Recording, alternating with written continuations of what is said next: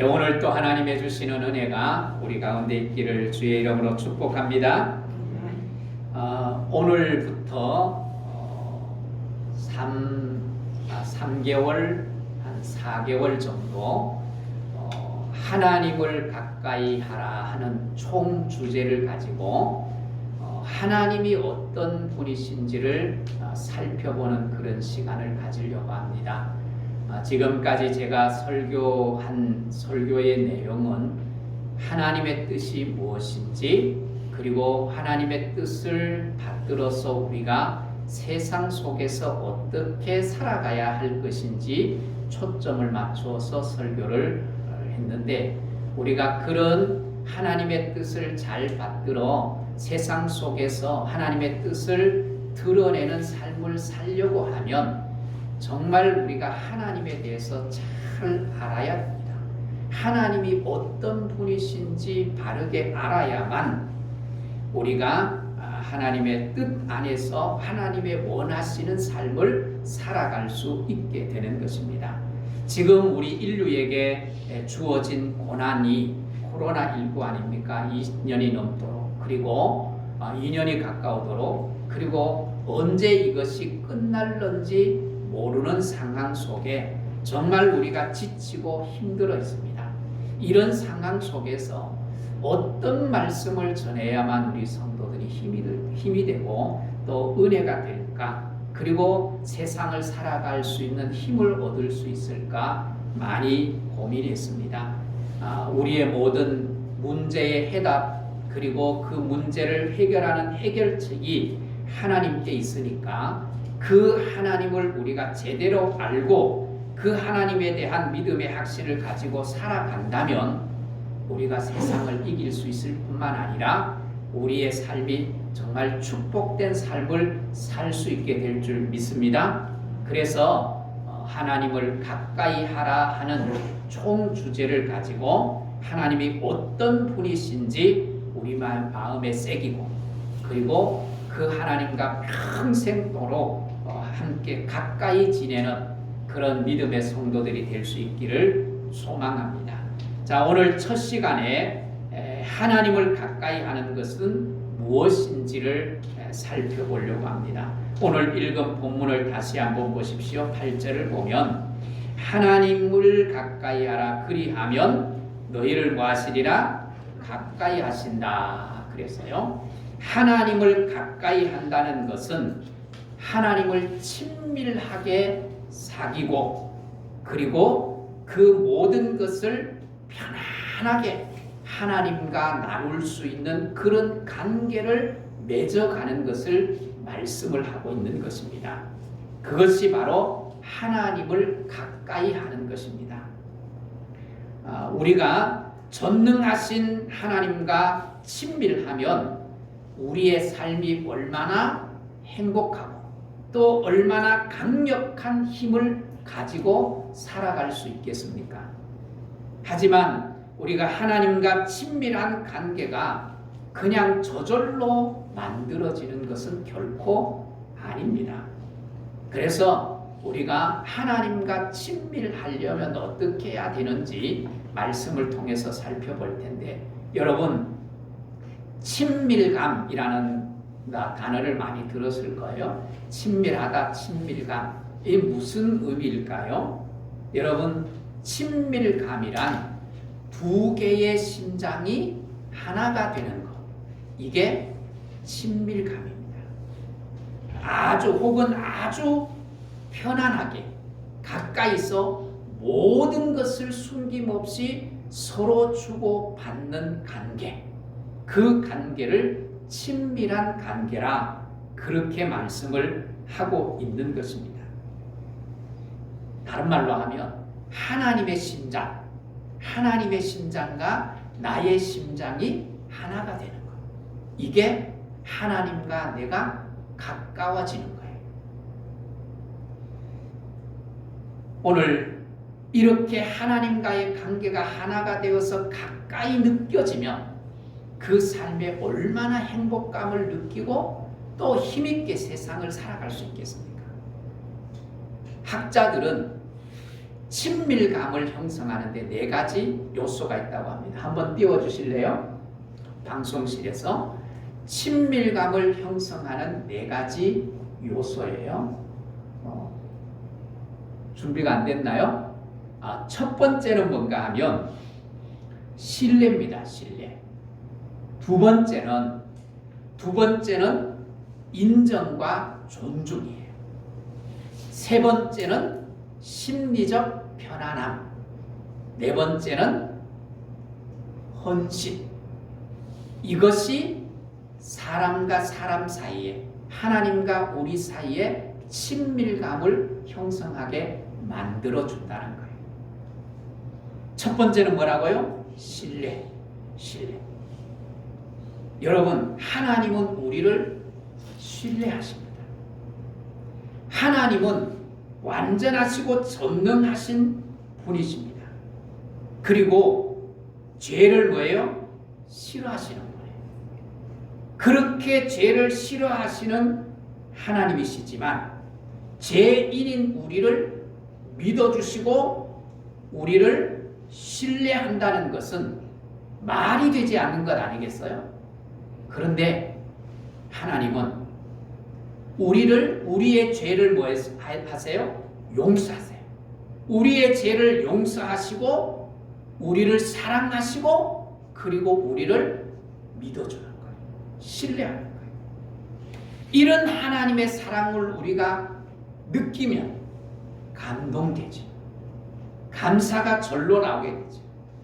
하나님은 그래서 우리가 그 하나님에 대한 감사로 감동함으로 하나님의 전에 나와서 하나님 앞에 예배하는 거예요. 하나님은 우리를 신뢰하십니다. 믿으시기를 주의 이름으로 축복합니다.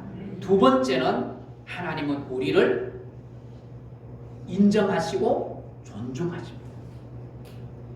죄가 많고 실수와 허물이 많은 우리가 아니겠습니까? 그런데 예수님의 십자가의 무조건적인 사랑으로 우리를 뭐 하셨어요? 용서해 주셨어요. 용서해 주실 뿐만 아니라 우리를 인정하시고 우리를 무시하거나 더 무시하지 아니하고 우리를 뭐로요? 의인으로 인정해 주시고 의인으로 인정해 주시고 그리고 뭐예요? 우리를 존중하시는 거예요. 우리를 사랑하시기 때문에 존중이 어디로 뭐로 나타나요? 우리를 사랑하는 것으로 나타나죠. 그 다음에 세 번째가 뭐예요? 심리적 편안함. 저 여기 좀 띄워놓으세요. 우리 방송실에서 심리적 편안함. 하나님은 언제나 우리를 일관되게 사랑하시고 일관되게 우리를 용서하십니다. 우리를 사랑하시고 우리를 용서하시기 때문에 우리는 그 하나님 앞에 나아갈 때 두려움을 가지고 또 공포스러운 마음을 가지고 하나님 앞에 나아가는 것이 아니라 편안한 마음으로 하나님 앞에 나아가.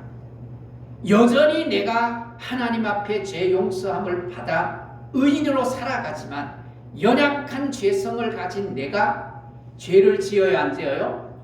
허물이 있어요, 없어요? 있어요. 그러나 나를 용서하시고 신뢰하시고 나를 인정하고 존중하시는 그 하나님을 내가 믿기에 그 하나님 앞에 뭐예요? 편안한 마음으로 나아가서 하나님 또 이렇게 나의 연약함으로 인하여 하나님 앞에 죄를 지었고 나의 허물이 있음을 하나님 용서해 주십시오. 그리고 나아가 하나님의 은혜를 입게 되는 것입니다. 그래서 마음의 심리적 평안을 누리게 돼요. 마지막이 뭐예요? 헌신이에요. 하나님은 우리를 위하여서 헌신해 주십니다. 여러분, 죄인된 우리를 위하여 하나밖에 없는 독생자 예수 그리스도를 십자가에 죽이심으로 우리를 위해서 완전하고 완벽한 뭐를 하세요? 헌신을 하는 거예요. 죽음으로 헌신할 만큼 우리에게 헌신을 하시는 하나님.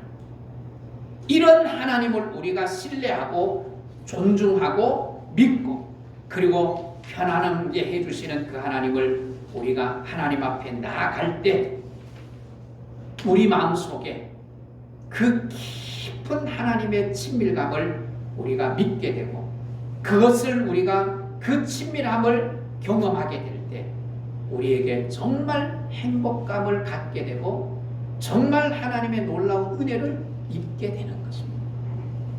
그런 은혜가 있기를 주의 이름으로 축복합니다. 여러분 친밀감이 계속 관계 속에서 만들어지려면 하나님만이 이렇게 우리를 신뢰하고 또 인정하고 또 심리적 편안을 주고 헌신을 한다고 해서 되는 것이 아니라 서로 노력해야 돼요. 우리 또한 하나님 앞에 다가갈 때 그 친밀감을 만들기 위해서 우리는 하나님 앞에 나아가야 되는데 우리에게 문제가 있고 우리도 똑같이 네 가지 태도를 가지고 주님 앞에 나갈 필요가 있는데 하나님을 믿기에 우리가 무조건 하나님을 신뢰하고 그리고 하나님의 말씀을 절대적으로 존중하고 순종하고 하나님 앞에 나아가야 합니다. 그런데 그렇게 나가기가 쉽지가 않다는 것입니다. 왜 그렇습니까? 때로는 우리가 하나님 앞에 불편한 마음이 생기기 때문이에요. 왜 그래요? 우리에게 예를 들면 이런 거예요. 고난이 생겨요. 계속해서 깊은 고난 속에 빠져요. 그러면 하나님에 대한 불편함이 생겨요. 기도를 했는데 하나님이 즉각적으로 응답을 해주시면 얼마나 좋겠어요. 기도를 하고 또 해도 기도가 지연돼 응답의 기미가 보이지 않아. 그러면 어떻게 해요? 하나님에 대한 마음의 불편함이 생기고 하나님이 싫어질 때도 있단 말이에요. 그런데 분명한 것은 그런 때에도 불구하고 하나님은 여전히 나를 사랑하시고 나의 유익을 위해서 일하시고 나를 위한 깊은 하나님의 뜻이 있다는 것을 우리가 믿고 그 하나님 앞에 나아가야 하는 거예요. 그래서 그 하나님 앞에 내가 하나님 앞에 이런 불편함이 있습니다. 하나님을 만나고 싶지 않는 마음들이 내 안에 있습니다. 그리고 정직하게 내 깊은 숨겨진 내 마음을 하나님 앞에 내어놓고 하나님 앞에 나아갈 때 하나님은 우리를 만나주시고 그래서 뭐예요? 우리가 하나님 앞에서 겸손하게 그리고 심리적으로 편안해지면서 주님과의 친밀함을 경험할 수 있게 됩니다. 그럴 때 우리가 느끼는 것이 뭔가 하면 하나님을 인격적으로 만나는 거예요. 우리가 기도할 때 하나는 또 보편적으로 우리가 간념 속에서 하나님을 인격적으로 만나고 싶다. 또 하나님 인격적으로 만나게 해주십시오. 그런데 막연한 거예요. 우리가 하나님을 만날 때 인격적으로 만나는 것이 바로 그런 것입니다. 그뿐만 아니라 내가 주님 안에 주님이 내 안에 하나가 될 때 아까 말씀을 드린 것처럼 하나님의 주님의 심장과 나의 심장이 하나가 될 때 친밀해지는 거예요. 그럴 때 모든 것이 문제가 안 되는 거예요. 늘 하나님이 문제가 되는 게 아니라 우리가 문제가 되는 거예요. 그래서 여러분 이런 하나님과 친밀해지기 위해서는 어떻게 해야 되느냐? 오늘 본문을 다시 한번 보십시오. 8절을 보면 하나님을 가까이 하라 그리하면 너희를 가까이 하리라. 죄인들아 손을 모아라 깨끗이 하라. 주님을 가까이 하려면 손을 깨끗이 해야 한다는 거예요. 그러면 손을 깨끗이 한다는 의미는 뭐일까요? 진정한 정직한 솔직한 회개를 의미하는 것입니다. 이렇게 진정으로 내가 나를 살피고 나의 허물, 나의 죄, 나의 모든 것을 주님 앞에 고백하고 나아갈 때 주님의 용서와 주님의 은총을 잊게 되는 것입니다. 그럴 때 우리는 주님과 가까워지게 돼요. 그 주님과 가까운 삶이 되면 그의 삶이 아주 능력 있는 삶이 되는 거예요. 욥기서 17장 9절에 보면 그러므로 의인은 그 길을 꾸준히 가고 손이 깨끗한 자는 점점 힘을 얻느니라. 그래서 손이 깨끗한 자는 점점 뭐를 얻어요? 힘을 얻는 거예요. 점점 돋는 해처럼 힘있는 삶을 통해서 많은 사람들에게 빛을 비추는 영향력을 끼치는 삶을 살아가게 된다는 거죠. 오늘 이것이 얼마나 큰 은혜인지 모릅니다. 여러분, 주님께 용서를 받은 사람은 죄책감이 사라져요. 죄의식이 사라집니다. 그리고 뭐예요? 죄책감과 죄의식이 내게서 사라지면 자유로워져요. 그렇게 자유로운 자는 인격적으로 아주 당당하게 세상과 맞설 수 있는 힘을 가지게 됩니다. 그런 성도들이 될 수 있기를 주의 이름으로 축복합니다. 그런 우리의 자녀들이 될 수 있기를 여러분 기도하십시오. 2차 세계대전 때 히틀러가 유대인 600만 명을 학살했던 것을 여러분 기억하고 있지 않습니까? 그런데 독일 군인들이 유대인들을 이유 없이 죽이는 게 너무너무 힘드는 거예요. 똑같은 인간을 그냥 끊임없이 죽이려고 하니까 엄청난 죄책감에 견딜 수가 없는 거예요. 그래서 죄책감 없이 이 유대인들을 어떻게 죽일 수 있을까? 여러 방법을 동원을 했어요. 그 중에 하나가 뭔가 하면 화장실 전략이에요. 무슨 전략이요? 화장실 전략. 이게 뭔가 하면 유대인들이 수용되어 있는 그 수용소에 화장실을 만드는데 턱없이 적은 숫자를 만들어 놓는 거예요. 그리고 화장실을 자유롭게 사용하는 것이 아니라 화장실도 시간을 정해서 화장실을 사용하지 못하게 하는 거예요. 그런데 인간이 먹으면 배설을 해야 되니까 어쩔 수 없이 아무 때나 내 의지와 상관없이 똥오줌을 싸는 거예요. 그래서 숙소에서도 잠을 자다가 그렇게 살다가 보니까 유대인들이 정말 더러운 오물, 냄새가 지독하게 나는 정말 인간이 아닌 거예요. 그뿐만 아니라 그런 생활이 계속되니까 유대인 스스로도 자기 자신을 포기하고 내던져 버리는 거예요. 인생을 내던져 버려요. 그런 유대인들을 바라보는 독일군들에 보니까 이건 사람이에요, 사람이 아니에요? 사람이 아니야. 짐승보다가 못해. 그런 짐승보다 못한 사람은 죽여도 죄책감이 안 느껴져. 혹은 죄책감이 덜 느껴지는 거야. 그래서 그 유대인들을 그렇게 죽이는 거야. 그런데 그런 가운데서도 불구하고 자신의 존엄을 지키려고 하는 애쓰는 사람들이 있었어요.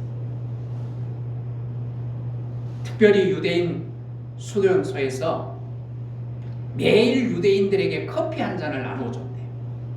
근데 그 커피가 진한 커피가 아니라 그냥 물처럼 묽은 커피래. 근데 워낙 먹을 것이 없어서 그 커피도 너무너무 유대인들에게는 소중한 거예요. 그런데 아우슈비츠 수용소 마지막 생존자 중에 한 사람이었던 빅토 프랭클, 정신과 의사잖아요. 또 심리학자잖아요. 이분은 자신의 존엄을 지키기 위해서 애를 썼던 사람 중에 하나예요. 그래서 커피를 나누어 주면 그 커피에 적은 자기 옷을 찢어서 적은 천에 자기 이빨을 닦아요. 그리고 얼굴을 닦고 자기 몸을 닦기 시작하는 거예요.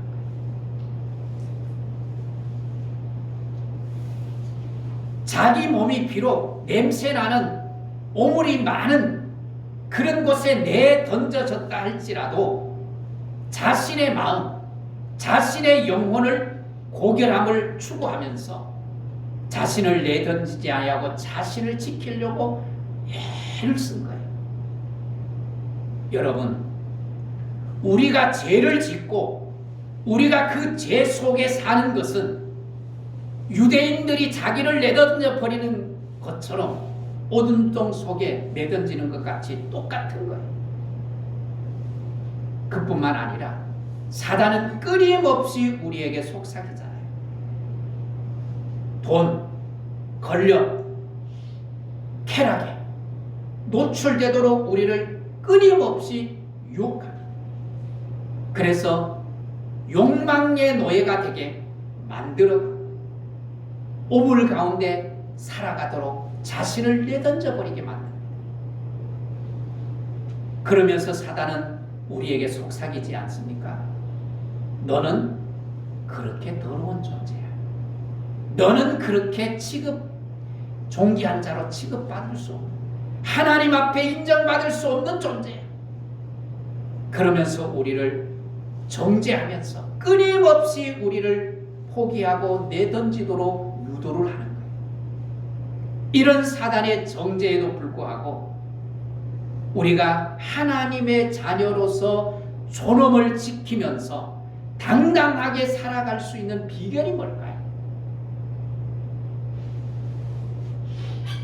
그것은 우리에게 용서의 은혜와 긍휼을 베푸시는 십자가의 은혜, 그 십자가의 은혜를 붙들고 하나님의 은혜를 구하는 거예요. 프랭클이 작은 천에 커피를 찍어서 자기 이를 닦고 얼굴을 닦고 몸을 닦듯이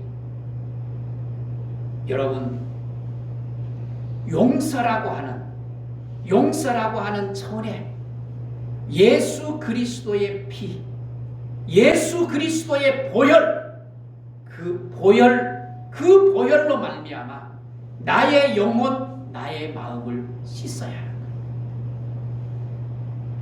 그런 영혼을 씻다, 우리의 죄를 가지고 하나님 앞에 나가 회개하는 그 시간, 우리의 삶이 아름답게 회복되는 놀라운 은혜를 입게 되는 거예요. 그 하나님의 은총을 입게 되는 거예요. 이것이 뭡니까? 손을 깨끗게 하는 거예요. 오늘 우리의 죄를 회개함으로 말미암아 주님께 더 가까이 나가는 성도들이 될 수 있기를 주의 이름으로 축복합니다. 축복합니다. 그 다음 8절을 다시 한번 보십시오. 8절 하반절에 두 마음을 품은 자들아 마음을 성결하게 하라 그랬어요. 손을 깨끗하게 하는 것은 외적인 행동을 회개하는 것을 의미합니다. 마음을 성결케 하는 것은 내적인 죄의 욕망을 버리는 것을 의미합니다. 그러면 여기 두 마음이라고 했는데 두 마음을 품은 자들아 그랬는데 이 두 마음은 무엇을 의미합니까? 이것은 하나님을 사랑하지 않는 게 아니에요. 하나님도 사랑하고 세상도 사랑하고 하나님도 사랑하고 돈도 사랑하는 것. 그러면서 때로는 하나님보다가 돈을, 하나님보다가 사람을 더 의지하는 것. 이게 두 마음을 품은 마음이에요. 이런 두 마음이 우리 안에 있으면 하나님과 가까워질 수 없어요.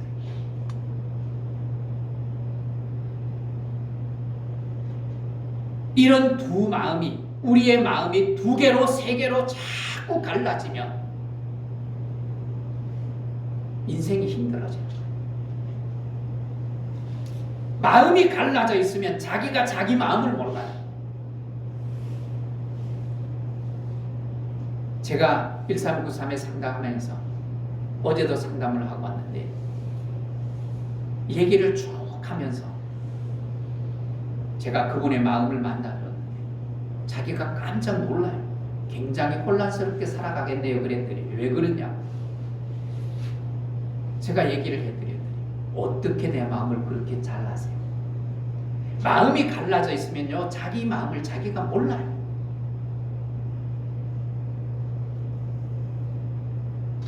이런 상태에 살아가면 이런 삶이 곧 고통과 어려움이 따라오게 돼 있어요.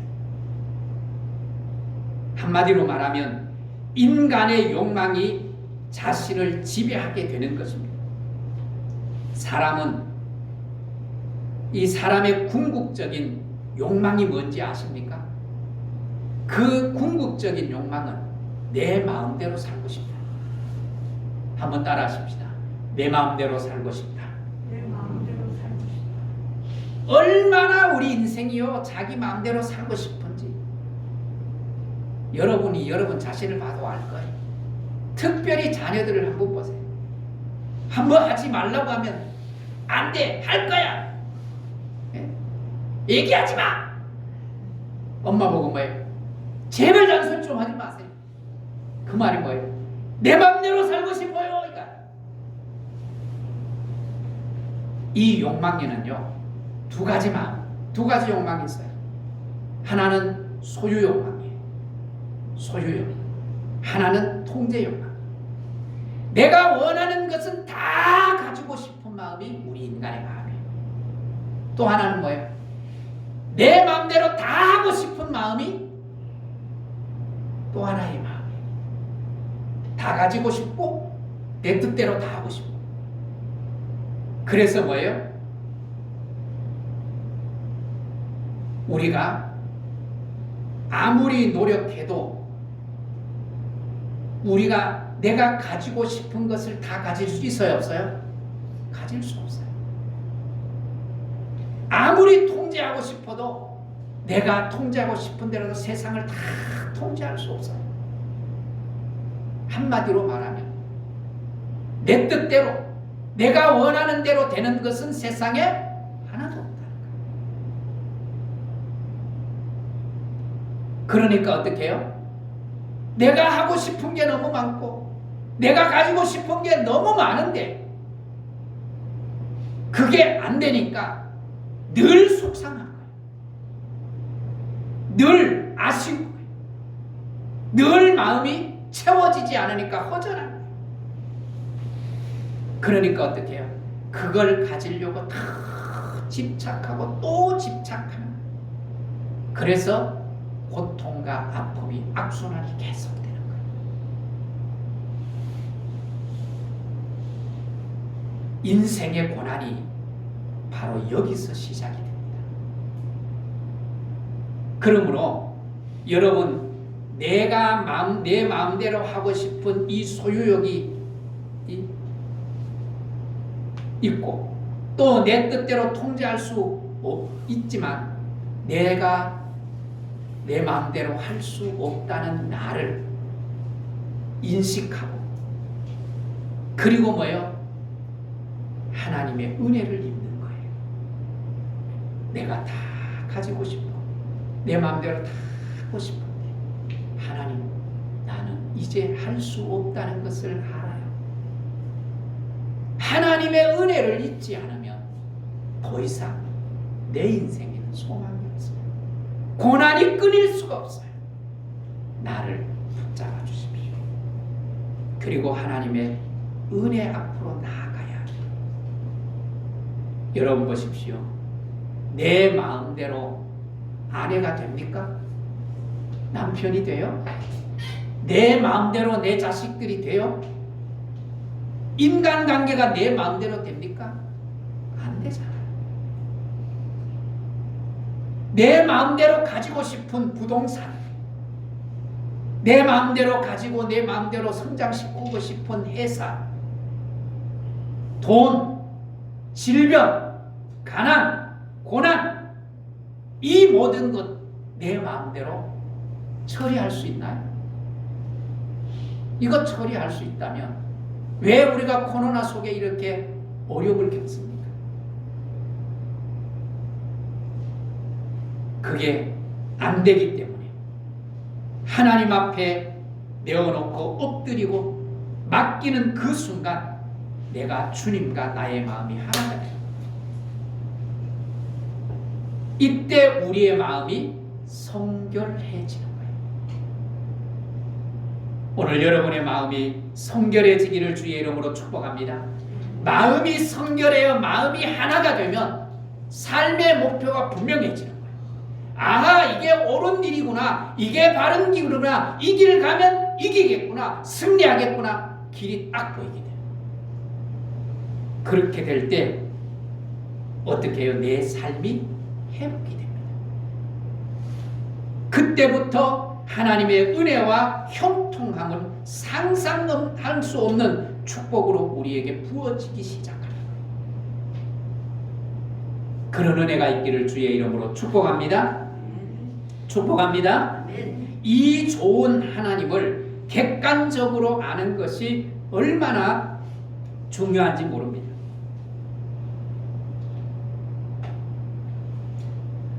우리는 자꾸만 하나님을 왜곡되게 바라봅니다. 왜냐하면 이 땅에 태어나서 우리가 겪는 고통과 아픔, 상처들, 쓴뿌리로 인하여 우리는 사람을 바라볼 때도 왜곡된 시각으로 사람을 바라봅니다. 그래서 관계를 할 때도 내 방식으로 관계를 하기 때문에 관계가 어려워지는 거예요. 이런 왜곡된 시각으로 하나님을 또한 바라보고 있으니까 그 하나님을 제대로 못 보는 거예요. 그래서 왜곡된 시각을 가지면 인간관계에서도 많은 고난과 어려움과 아픔을 겪습니다. 그리고 하나님도 왜곡되게 바라보기 때문에 진정한 하나님으로부터의 오는 자유함, 편안함, 안식, 축복을 누리기가 힘듭니다. 그래서 여러분, 하나님을 정확하게 이해하는 것은 너무도 중요하고, 그래서 우리가 그 하나님을 어떤 하나님인지 알아가기 위해서 4개월 가까이 계획을 해서 말씀을 함께 나누려고 합니다. 하나님을 우리가 바르게 알면 알수록 하나님이 정말 상상할 수 없을 만큼 좋으신 하나님, 정말 우리를 그렇게 사랑하시는 하나님을 경험하게 됩니다. 그 순간 우리가 하나님을 인격적으로 만나게 되는 거예요. 그 하나님을 인격적으로 만나게 되는 그런 은혜가 있기를 주의 이름으로 축복합니다. 그러면 우리의 삶에 어려움을 만날 때마다, 힘들 때마다 내 모든 문제를 하나님 앞에 내어놓음으로 깊은 하나님과의 영혼의 깊은 만남, 정서적 깊은 만남을 통해서 우리의 삶이 행복해지고 세상을 향한 힘을 얻게 되는 겁니다. 그 힘을 가지고 여러분이 행복해지고 그 힘으로 여러분의 삶에 하는 모든 일들이 형통해서 축복의 길로 나아갈 수 있기를 주의 이름으로 축복합니다. 축복합니다.